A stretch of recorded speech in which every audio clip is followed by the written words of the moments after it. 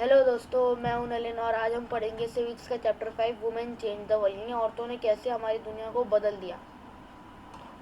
ये है हमारे सिविक्स का चैप्टर नंबर 5। तो चलो इसको रीड करना स्टार्ट करते हैं।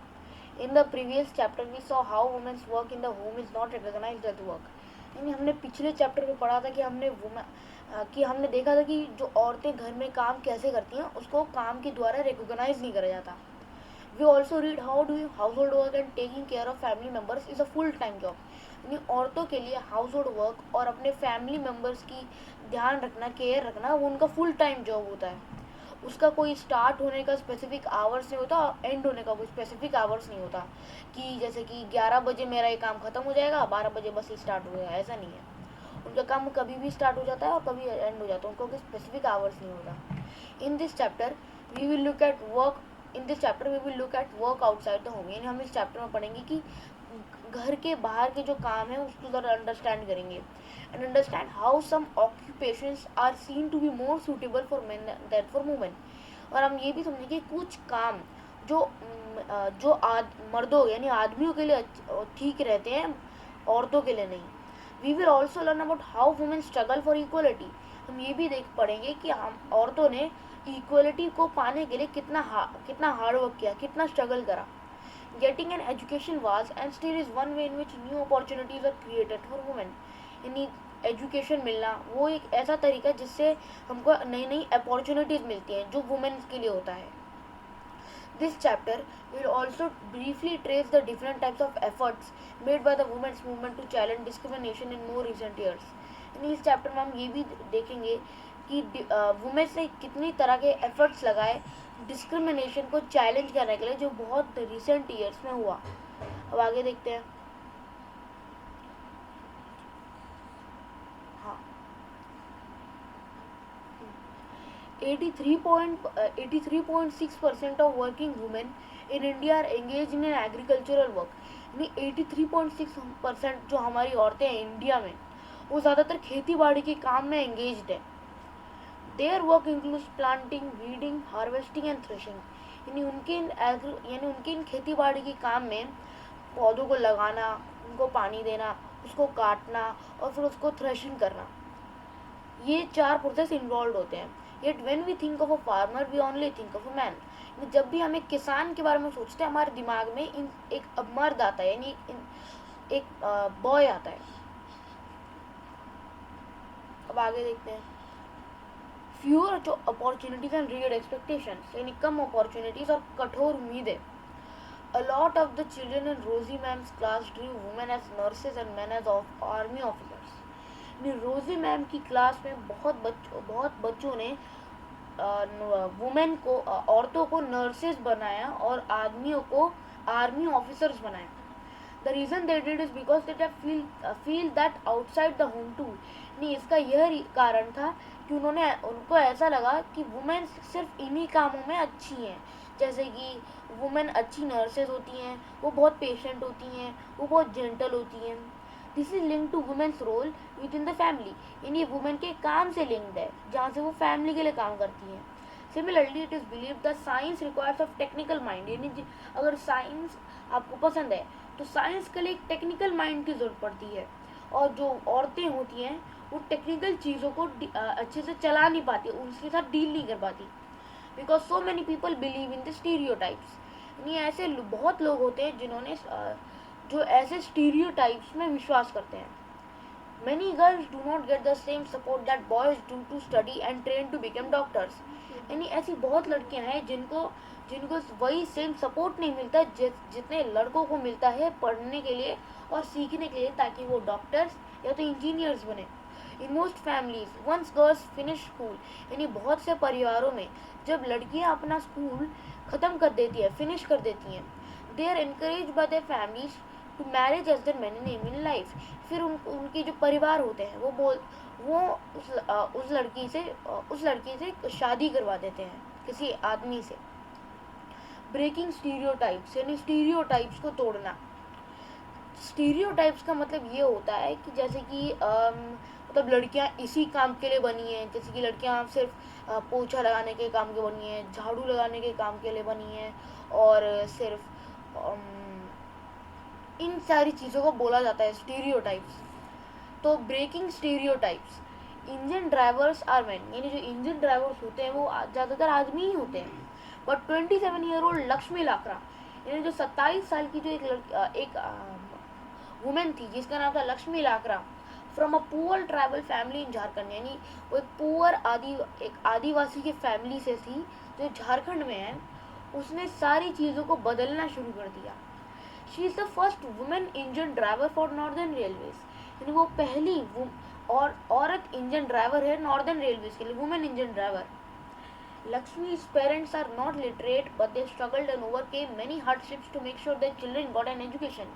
ये जो लक्ष्मी के माता पिता थे, उन्होंने बहुत मेहनत करी और अपने जो लक्ष्मी लाकर अपने बच्चे को चाहा कि वो उसको अच्छी एजुकेशन मिले ताकि वो अच्छा काम कर सके। Lakshmi studied in a government school, यानी जो लक्ष्मी थी वो गवर्नमेंट स्कूल में पढ़ती थी। Even in school Lakshmi help with the house work and did odd jobs, यानी स्कूल में भी लक्ष्मी ने घर का काम करा और बाकी के अलग काम करे, यानी और जॉब्स करी, जैसे कि झाड़ू लगाना और पोछा करना, जो स्कूल के कुछ वर्कर्स का काम होता है। She studied hard and did well and then went to get a diploma in electronics. Lakshmi ने बहुत अच्छे से पढ़ाई की, बहुत मेहनत करा और फिर उसने इलेक्ट्रॉनिक्स पे अपना एक डिप्लोमा जीता। She then took the railway board exam and passed it on her first attempt. यानी उसने फिर रेलवे बोर्ड का एग्ज़ाम दिया और एक ही बार में उसने उस पेपर को अच्छे से पास कर लिया। Lakshmi says, I love challenges and the moment somebody says it is not for girls. Lakshmi कहती है कि उसको चैलेंजेस बहुत पसंद है और उसको वो समय पसंद है जब कोई कहता है कि ये लड़कियों के लिए नहीं है। I make sure I go ahead and do it. यानी मैं ये करके रहूँगी अगर मुझे ये काम करना है। Lakshmi has to do this several times in her life, यानी लक्ष्मी को ये काम बहुत बार अपने ज़िंदगी में करना पड़ता है। When she wanted to take electronics, जब उसको इलेक्ट्रॉनिक्स लेना था। When she rode motorcycles at the polytechnic, यानी जब उसने मोटरसाइकिल्स चलाया पॉलिटेक्निक के वहाँ। And when she decided to become an engine driver, और जब उसने इंजन ड्राइवर बनना डिसाइड कर लिया कि मुझे इंजन ड्राइवर बनना है। हर फिलोसफी सिंपल, यानी उसकी जो फिलोसफी है वो बहुत सिंपल है। As long as I'm having fun without harming anyone, जब तक मैं मज़े उठा रही हूँ किसी को भी तंग करे बिना। As long as I'm doing well and helping my parents, यानी जब तक मैं अच्छा कर रही हूँ और अपने माता पिता की मदद कर रही हूँ। Why should I not lead a lifestyle of my choice, यानी मैं अपनी चॉइस का लाइफस्टाइल खुद क्यों नहीं चुन सकती। हाँ, तो ये था। अब आगे पढ़ते हैं। It is important to understand that we live in a society in which all children face pressures from world around them. ये बहुत ज़रूरी होता है कि हम किस सोसाइटी में रह रहे हैं और वहाँ के जो बच्चे हैं कैसे प्रेशर फेस कर रहे हैं, किन प्रोसेसों से उनके दिमाग में कैसे प्रेशर्स हैं।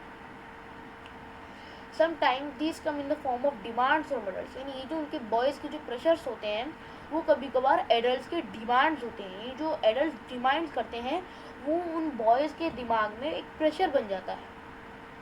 At other times they can just be because of unfair teasing by our own friends.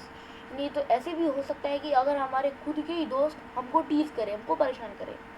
Boys are pressurized to think about getting a job that will pay a good salary. यानी ज़्यादातर लड़कों के दिमाग में यही pressure रहता है कि उनको एक अच्छी जॉब मिल रही जो अच्छी तनख्वाह दे, यानी अच्छी salary they. They are also teased and bullied if they do not behave like other boys.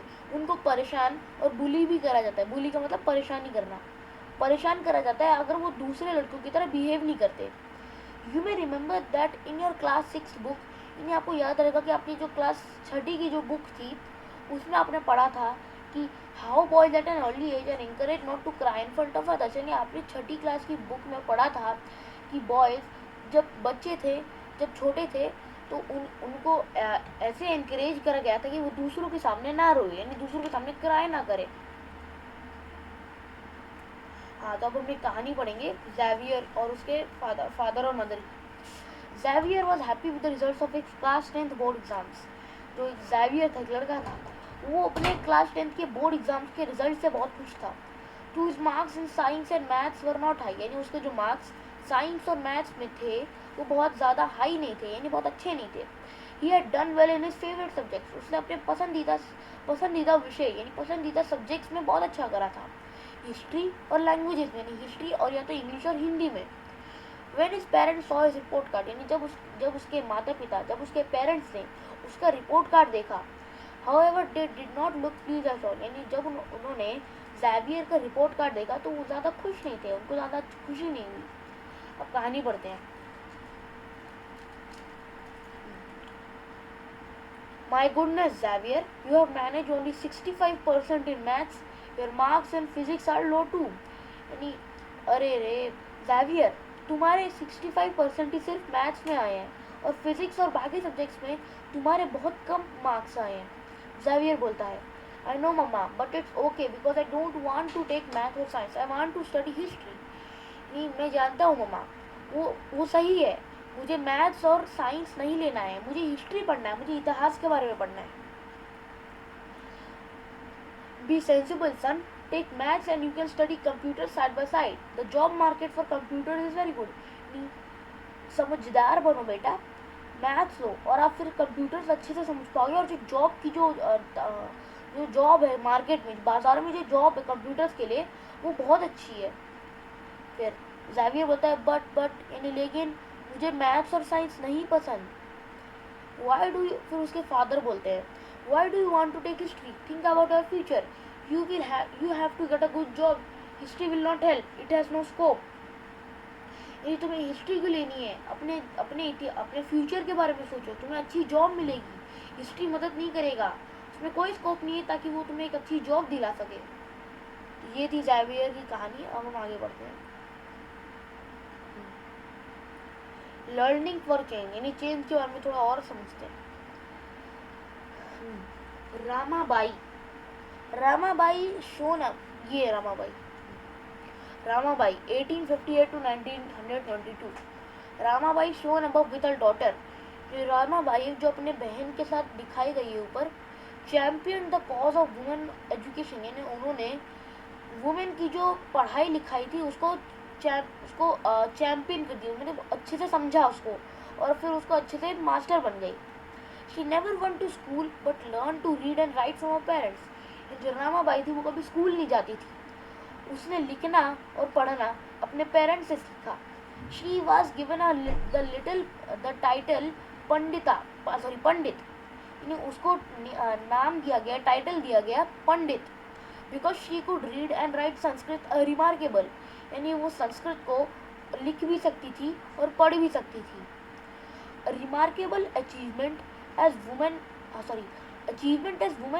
they were not allowed such knowledge, यानी वुमेन के लिए ये रूल था कि वुमेन को इतनी नॉलेज पाने के लिए अलाउ नहीं है, मतलब उनको परमिशन नहीं है कि वो इतनी नॉलेज हासिल करें।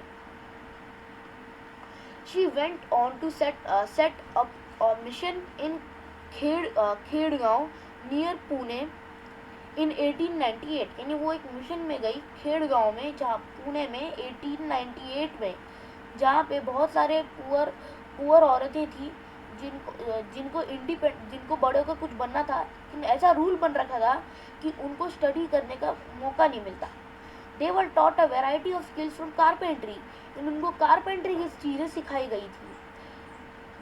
हाँ, to running a printing press, skills that are not usually taught to girls even today, यानी एक प्रेस को कैसे चलाते हैं और जो आजकल के जो काम है जो लड़कियों को ऐसे सिखाए गए थे। The printing press can be seen in the picture on the top left corner, यानी जो एक पिक्चर बन रखी है इसके टॉप लेफ्ट कॉर्नर में एक प्रिंटिंग प्रेस है, आप उसको देख सकते हैं। skills that are not usually taught to girls even today, वो स्किल्स है जो आजकल गर्ल्स को नहीं सिखाई जाती। The printing press can be seen in the picture on the top left corner, यानी जो प्रिंटिंग प्रेस है वो इस रामाबाई की पिक्चर में टॉप लेफ्ट कॉर्नर में है। Ramabai mission is still active today, जो रामाबाई का जो मिशन था वो अब भी एक्टिव है, अब भी है। अब आगे बढ़ते हैं। Going to school is an extremely important part of your life, यानी स्कूल जाना तो सबसे मेन काम होता है हमारी ज़िंदगी का। As more and more children enter school every year, जितने ज़्यादा बच्चे हर साल स्कूल आते रहेंगे, we begin to think that it is normal for all children to school, यानी हम फिर सोचना शुरू कर देते कि नॉर्मल है कि जितने बच्चे स्कूल में आते रहे। Today it is difficult for us to imagine that school and learning could be seen as out of bounds. नहीं, आज के लिए बहुत डिफ़िकल्ट है कि हम कैसे सोचें कि जो स्कूल है उसकी जो लर्निंग है जब वो हमारे दिमाग से बाहर जाती है, out of bounds or not appropriate for some children, ये वो कुछ बच्चों के लिए अप्रोप्रिएट नहीं है, अच्छी नहीं है. But in the past the skill of reading and writing was known to only a few. यानी पहले के ज़माने में सिर्फ लिखना और पढ़ना कुछ ही लोगों को आता था. Most children learn the work their families और एल्डर्स डिड. यानी ज़्यादातर बच्चों ने वो काम सीखा जो उनके बड़े और उनके माता पिता करते थे. For girls the situation was worse. यानी अगर गर्ल्स की बात करें तो उनके ये सिचुएशन और भी वर्स थी, और भी गंदी थी. हाँ, in communities that taught sons to read and write. यानी इन कम्युनिटीज में सिर्फ बेटों को पढ़ाया जाता था, सिर्फ बेटों को लिखना सिखाया जाता था और पढ़ना सिखाया जाता है. यानी सन्स को, सिर्फ बेटों को. Daughters are not allowed to learn the alphabet. यानी बहनों को कुछ भी लिखने या सीखने का कुछ भी अलाउ नहीं था. Even in families where skills like pottery, weaving, craft were taught. यानी जो लड़कियां थे उनको अपनी परिवारों में सिर्फ पॉटरी करना, सिलना, बुनना, ऐसे करके जो काम होते हैं सिर्फ उनको यही सिखाया गया. The contribution of daughters and women was only seen as supportive. The contribution of daughters and women was only seen as supportive. For example, in the pottery trade, women collected the mud. In pottery trade में women जो औरत थी उन्होंने पहले सारा mud को collect करा, फिर उसके बाद उन्होंने earthen pots बनाए.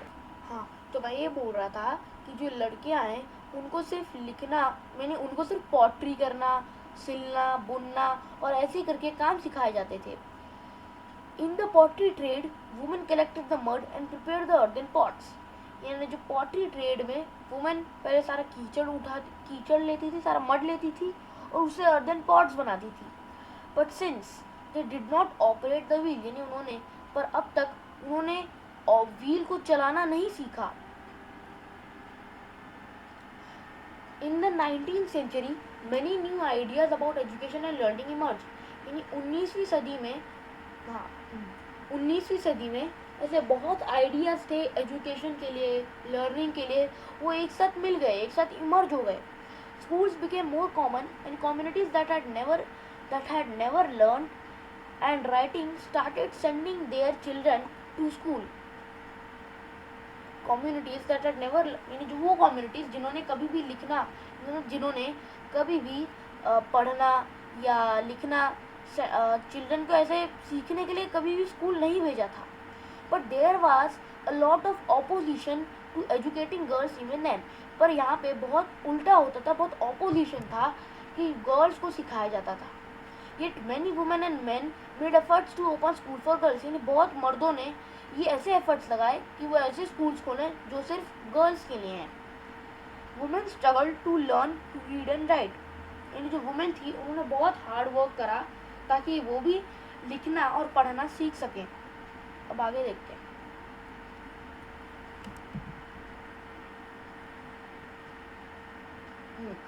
Late us read about the experience of Rassundari Devi.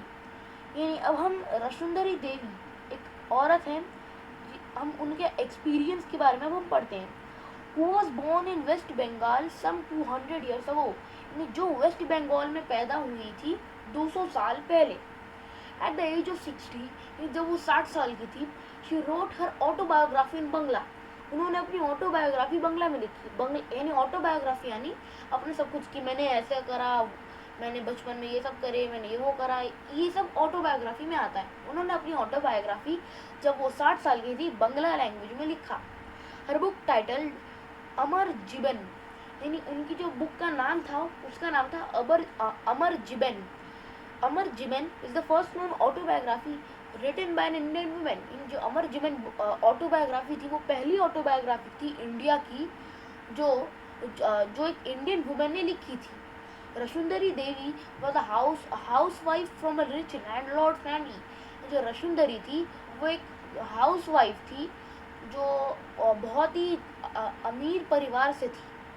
At that time, it was believed that if a woman learned to read and write, she would bring bad luck to her husband and become a widow. यानी उस समय ये मानते थे कि अगर औरत ने भी लिखना और पढ़ना सीख लिया तो वो अपने पति यानी अपने हस्बैंड के लिए बैड लक ले आएंगी और फिर वो भी चुड़ैल बन जाएंगी, विडो बन जाएंगी। Despite this she taught herself how to read and write in secret, यानी उन्होंने चुपके से अपने आप को लिखना और पढ़ना सिखाया चुपके से जब उनकी शादी हो गई थी। Well after her marriage I would start working at dawn, यानी मैं अपना काम स्टार्ट कर दूंगी। And I would still be at until well beyond midnight, यानी मैं तब तक काम करूंगी जब तक मिडनाइट नहीं हो जाती, जब तक आधी रात नहीं हो जाती। I had no rest in between, यानी मैंने तब तक कोई रेस्ट नहीं लिया, मैं नहीं सोई। I was only 14 years old at that time, मैं उस समय सिर्फ 14 साल की थी। I came to nurture a great longing, यानी मैं अच्छे से सब कुछ समझना चाहती थी, लिखना और पढ़ना उस समय। I would learn to read and I would read a religious manuscript, यानी मुझे उस समय लिखना और पढ़ना सीखना था ताकि मैं एक रिलीजियस मैन्युस्क्रिप्ट को अच्छे से पढ़ सकूं। आई वॉज अनलकी, यानी मैं अनलकी थी। In those days women's were not educated, यानी उन समय जो औरतें थी उनको अच्छे से पढ़ाया नहीं जाता था, उनको अच्छे से एजुकेट नहीं करा जाता था। अब आगे देखते हैं ज़रा ये। Learning to read and write led some women to question the situation of women in society, ने लिखना और पढ़ना कुछ औरतों के लिए कुछ सवाल बन गए उस सिचुएशन के लिए कि औरतों को क्यों नहीं सिखाया जाता था लिखना और पढ़ना। They wrote stories, letters, autobiographies describing their own experience of inequality, यानी उन्होंने कहानियाँ लिखी, पत्र लिखे, यानी लेटर्स लिखे, उन्होंने अपनी ऑटोबायोग्राफीज लिखी, ये डिस्क्राइब करने के लिए कि हमने कैसे अपने एक्सपीरियंस से इनइक्वलिटी को फेस करा, इनइक्वलिटी से फेस करा। हाँ वही।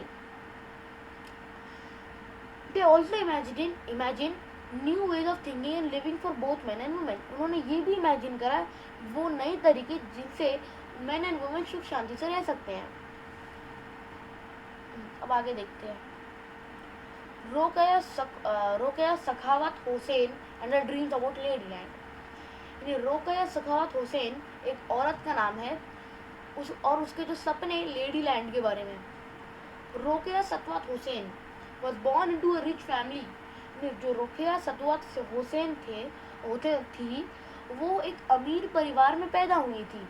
वो owned a lot of land, जिन्होंने बहुत सारी ज़मीन थी उनके पास बहुत सारी ज़मीन थी। तो she knew how to read and write Urdu, यानी जो रुकिया सखावत हुसैन थी उनको सिर्फ लिखना और पढ़ना, यानी उनको सिर्फ उर्दू लिखना और उर्दू को रीड करना आता था। She was stopped from learning Bangla and English, यानी उनको लिखना और पढ़ना, उनको बंगला को लिखना, बंगला और इंग्लिश ये दोनों लैंग्वेज है, बंगला और इंग्लिश को लिखना या तो पढ़ना उनको टीच करने के लिए, उनको एजुकेट करने के लिए स्टॉप करा जाता था, यानी तुम ये मत पढ़ो बंगला और English. In those days English was seen as a language that will expose girls to new ideas, यानी उन समय इंग्लिश एक ऐसी भाषा थी, एक ऐसी लैंग्वेज थी जो लड़कियों को नए नए आइडियाज देती थी, which people thought were to not correct for them, यानी जो लोग सोचते थे कि वो उनके लिए सही नहीं है। Therefore it was mostly boys who were taught, यानी उस समय ज़्यादातर सिर्फ लड़के ही थे जिनको अंग्रेजी सिखाया जाता था, जिनको इंग्लिश सिखाया जाता था। रुकया learn to read and write Bangla and English with the support of her elder brother and her elder sister, यानी जो रुकया थी उन्होंने लिखना और पढ़ना, उन्होंने बंगला को लिखना और बंगला को पढ़ना और इंग्लिश को लिखना और इंग्लिश को पढ़ना, वो सब उन्होंने अपने बड़े भाई और बड़ी बहन से उनकी सपोर्ट से अच्छे से सीखा। She went on become a writer, यानी वो एक लेखिका बनने चली गई, उनको लेखिका बनना था, यानी उनको एक राइटर बनना था। She wrote a remarkable story title Sultana's dream, यानी उन्होंने एक स्टोरी लिखी थी जिसका नाम था सुल्ताना's ड्रीम, यानी सुल्ताना का सपना। In 1905 to practise her English skills, यानी 1905 में उन्होंने ये इसलिए लिखा था ताकि वो अपनी जो अंग्रेजी की स्किल्स हैं उसको वो प्रैक्टिस कर सकें कि उनको कितनी अच्छी अंग्रेजी आती है।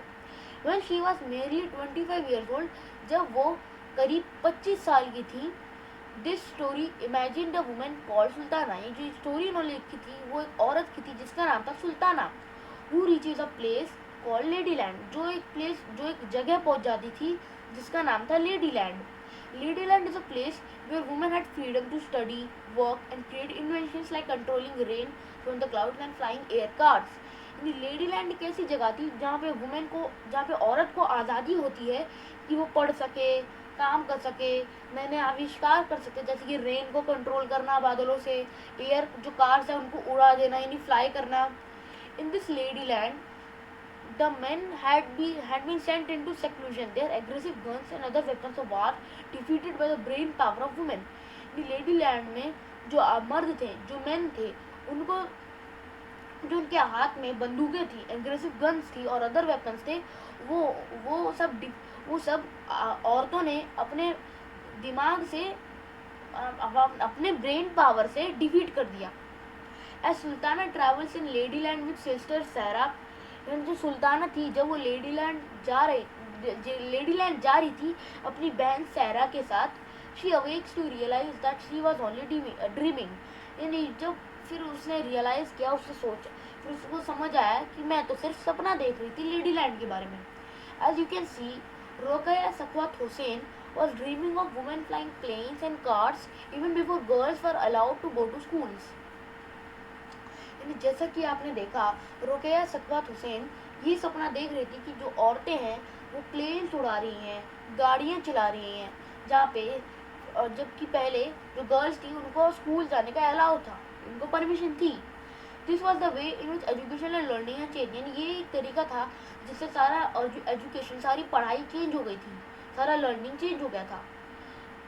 रोकेया did not stop at getting education just for herself, यानी रोकेया रुकी नहीं एजुकेशन पाने के लिए, अपने खुद के लिए. Her education give her the power not only to dream and write, इन जो उसका जो एजुकेशन था उसने उसको सिर्फ यही पावर नहीं दी ताकि वो सिर्फ सपना देखे और लिखे, but also to do more, यानी और भी काम करने के लिए. To help other girls to go school, यानी बाकी लड़कियों को हेल्प करना स्कूल जाने में, उनके सपने को बिल्ड करना, उनके सपने को साकार करना, उनके सपने को बनाना. इन 1910 यानी 1910 में she started a school for girls in Kolkata. जो रोकेया सकवात हुसैन थी, उन्होंने 1910 में एक स्कूल स्टार्ट किया सिर्फ लड़कियों के लिए कोलकाता में, और फिर ये जो स्कूल है ये अब भी चल रहा है आज के दिन में. हाँ, तो अब आगे बढ़ते हैं. Later I began to recent my own thoughts, फिर उसके बाद मैं अपने अपने खुद ही के थॉट्स को ना लिखने लगी, रिसेंट करने लगी. What is wrong with me, मुझ में क्या गलत था. Women do not read, how will I do it, women पढ़ती नहीं थी, फिर मैं कैसे करूँगी. Then I had a dream, फिर उसके बाद मुझे एक सपना आया. I was reading the manuscript of Chaitanya Bhagavat, यानी फिर मैंने एक सपना देखा कि मैं चैतन्य भागावत की एक मैन्यूस्क्रिप्ट पढ़ रही थी. When I asked for it, bring it in, जब मैंने किसी से बोला कि अंदर ले आओ, he left the book there and went away, फिर उन्होंने उस बुक को वहीं छोड़ दिया और फिर वो चली गई. went away. When the book had been taken inside, जब बुक को अंदर ले जाया गया, taken inside, I secretly took out a page and hid it carefully, फिर मैंने चुपके से एक पेज उस बुक से निकाल लिया और उसको छुपा दिया. It was a job hiding it, यानी वो एक जॉब था जिसको मैं छुपा रही थी. For nobody must find it in my hands, ताकि इसको कोई ना ढूंढ सके, ये सिर्फ मेरे ही हाथों रहे. My eldest son was practicing his alphabets at that time, यानी जो मेरा सबसे बड़ा भाई था, वो अल्फ़ाबेट्स को प्रैक्टिस कर रहा था, अच्छे से समझ रहा था. I hide one of them as well, यानी मैंने उन अल्फ़ाबेट्स में से एक को भी हाइड कर दिया, एक को भी छुपा दिया. At times I went over that, फिर मैं वहीं चली गई. Trying to match letters from that page, फिर मैं ट्राई करने लगी कि मैं उन लेटर्स को उस पेज से मैच कर सकूं, मिला सकूं. With the letters that I remember, यानी वो लेटर्स जो मुझे याद है, जो मुझे रिमेंबर है. I also try to match the words with those that I would hear of in the course of my days, यानी मैंने ये भी ट्राई किया ताकि मैं उन वर्ड्स को मिला सकूं जो मैंने अपने कोर्स में इन दोनों में सीखा था. With tremendous care and effort, यानी उन ट्रेमेंडस केयर एंड एफर्ट थे over long period, I learn how to read, यानी कड़ी कड़ी मेहनत और एफर्ट से मैंने बहुत लंबे समय तक पढ़ना आखिरकार सीख लिया. After learning the alphabet, Vasundhara Devi was able to read the चैतन्य भागवत. यानी सारा अल्फ़ाबेट को सीखने के बाद जो वसुंधरा देवी थी, उन्होंने चैतन्य भागवत को, वो चैतन्य का भागवत को अच्छे रीड कर पाई. तो her own writing she also gave the world an opportunity to read about women's life in those days. यानी उन्होंने अपनी राइटिंग से दुनिया को एक अपॉर्चुनिटी दी ताकि वो एक औरत की जिंदगी देख सके उन दिनों. Vasundhara Devi wrote about her everyday life, यानी वसुंधरा देवी ने उस बुक में अपनी पूरी रोजगार, अपना दिन का रोजगार करनी है, वो अपने एवरीडे लाइफ में करती क्या थी. There were days when she did not have a moment rest, यानी वहाँ कुछ और ऐसे भी दिन थे जहाँ पे वो रेस्ट बिल्कुल भी नहीं करती, जितने वहाँ पे वो आराम नहीं करती थी. No time even to sit down and eat, यानी वहाँ पे वो भी समय नहीं था ताकि वो आराम से बैठ सके और खा सके पी सके. अब आगे देखते हैं.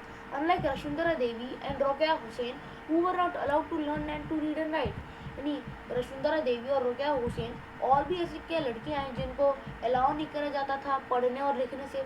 Large number of girls attend school in India today, यानी अब आजकल हमारे इंडिया में बहुत लड़कियां स्कूल अटेंड करती हैं. Despite this, there continue to be many girls who leave schools for reasons of poverty, inadequate schooling facilities and discrimination. नहीं, ऐसे कुछ ऐसी लड़कियां भी थी जो स्कूल को छोड़ देती थी, जैसे कि वो गरीब हैं और उनके पास फैसिलिटी नहीं है स्कूल की और डिस्क्रिमिनेशन हो रहा है उनके साथ, वो इस रीज़न की वजह से स्कूल छोड़ देती थी.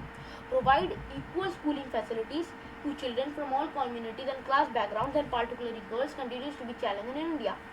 यानी सारे इक्वल, यानी इक्वलिटी, सारी इक्वल फैसिलिटीज़ गर्ल्स को भी देना, स्कूल हर कम्युनिटी को, हर क्लास के बैकग्राउंड को, खास करके जो लड़कियां थी, वो इंडिया के लिए एक चैलेंज था. अब आगे बढ़ते हैं. Schooling and education today both boys and girls attend school in large numbers, यानी आजकल लड़के और लड़कियां दोनों स्कूल अटेंड करते हैं लार्ज नंबर्स में. Yet as we will see, यानी शायद हम देखेंगे, there still remain differences between the education of boys and girls, यानी अब हम शायद ऐसा भी हम देखें कि ऐसे भी और भी डिफरेंसेस हैं, जैसे बॉयज़ कैसे पढ़ते हैं और गर्ल्स कैसे पढ़ती हैं. India has a census every 10 years, यानी इंडिया के पास एक सेंसस है हर 10 साल, which counts the whole population of the country, जो पूरे कंट्री के पॉपुलेशन को गिनता है, काउंट करता है. It also gathers detailed information about the people living in India, यानी वो सारी इंफॉर्मेशन भी गैदर करता है, लेता है कि लोग कैसे इंडिया में रह रहे हैं. Their age, schooling, what work they do and so on, उनकी उम्र, वो स्कूल में कैसे काम करते हैं, वो क्या काम करते हैं और सो ऑन, यानी और आगे. We use this information to measure many things, यानी हमने इस इंफॉर्मेशन को कुछ थिंग्स को नापने के लिए करा, like the number of literate people, जैसे कि लोगों का नंबर काउंट करने के लिए कि वो कितने थे, and the ratio of main and women, यानी मेन और वुमेन का रेशियो कितना था अकॉर्डिंग टू द 1961 सेंसस, यानी 1961 सेंसस के दौरान about 40% of all boys and man, यानी अबाउट 40% के जो लड़के थे, जो मेन थे, मर्द थे, जो 7 years old and above were literate, यानी वो लिटरेट थी, जो 40% जो बॉयज़ मर्द थे वो लिटरेट थे, compare to just 15% of all girls and women, यानी जिससे कंपेयर करेंगे हम 15% जो गर्ल्स और औरतें थी. In the most recent census of 2011, यानी वो सेंसस जब था 2011, these figures have grown to 82% of boys and 65% of girls, यानी 2011 में ये सेंसस बढ़ गया और फिर 82% थे बॉयज़ और 65% थी girls. This means that the proportion of both men and women who are now able to read have it, as you can see, the percentage of male group is still higher.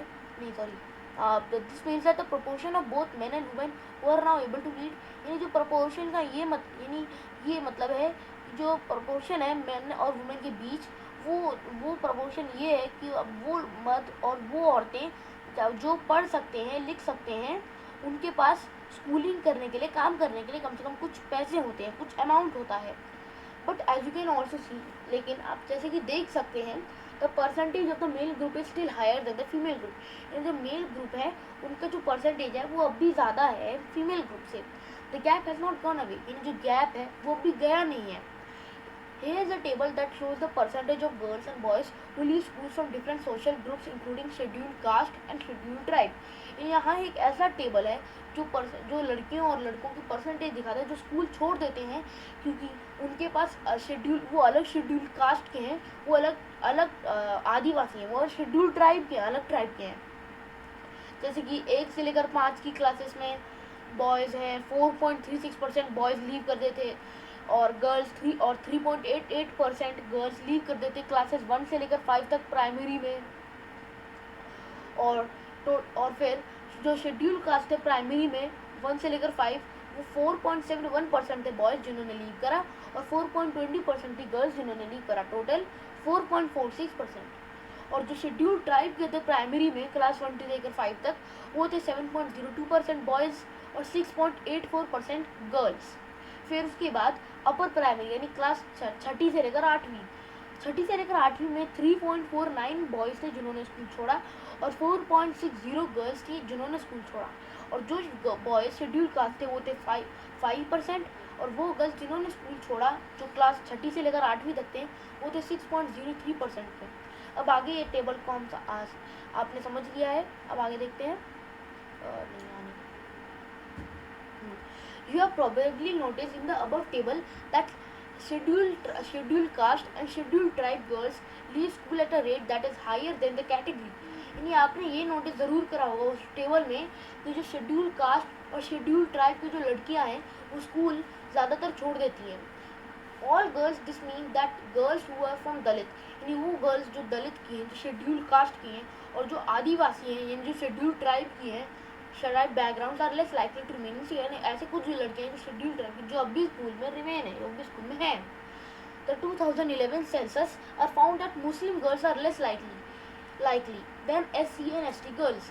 यानी 2011 में जो census था उसका जो मुस्लिम की जो मुसलमान girls थी उनके पास भी उनको भी ये अपॉर्चुनिटी थी कि वो शेड्यूल कास्ट और शेड्यूल ट्राइब की कम से कम पढ़ सकती थी टू कंप्लीट प्राइमरी स्कूल।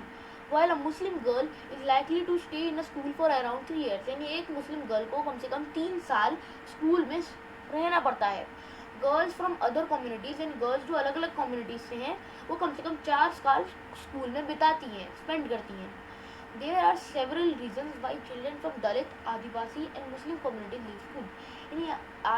यानी ऐसे बहुत रीजंस है जिसमें जो दलित के जो चिल्ड्रन होते हैं, जो आदिवासी होते हैं, जो मुस्लिम कम्युनिटीज़ होते हैं वो स्कूल छोड़ देते हैं। In many parts of the country, यानी ऐसे बहुत कंट्री है जिसमें यही होता है।